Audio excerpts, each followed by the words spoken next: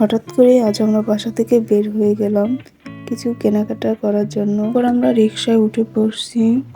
আজকের ওয়েদারটাও খুব বেশি সুন্দর ছিল আর অনেক বেশি বাতাসও লাগছিল, যেহেতু শীতকাল ঠান্ডাও লাগছিল খুব। তো এরপর আমরা রিক্সা থেকে নেমে ফার্স্টে চলে যাই 99-এ। তো এরপর ভিতরে গিয়ে দেখছিলাম ভিতরে খুব সুন্দর সুন্দর আর্টিফিশিয়াল জিনিস ছিল। তো এরপর আমরা একটু ঘুরতেছিলাম, কি নিব। বাচ্চাদের খুব সুন্দর সুন্দর জিনিস ছিল, কিন্তু এখানে কিছু কিছু জিনিসের প্রাইস অনেক বেশি বলছিল ওনারা।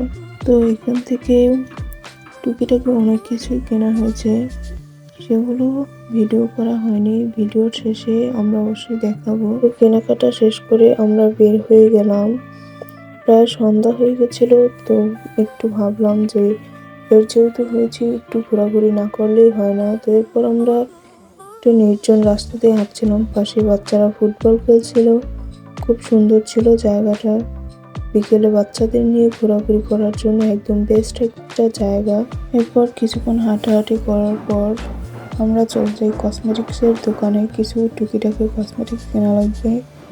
তো এরপর ফুচকা খেয়ে আমরা সরাসরি বাসায় চলে আসি। এর মধ্যে আর কোনো ভিডিও করা হয়নি, কারণ অনেক বেশি অন্ধকার হয়ে গেছিল। এর মধ্যে ভিডিওগুলো খুব একটা সুন্দর আসবে না।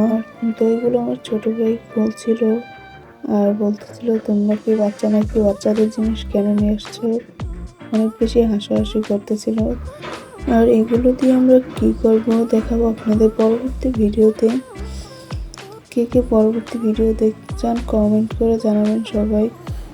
আর আপনি যদি আমার ভিডিওতে নতুন হয়ে থাকেন তাহলে অবশ্যই আমার পেজটিকে ফলো দিয়ে রাখবেন।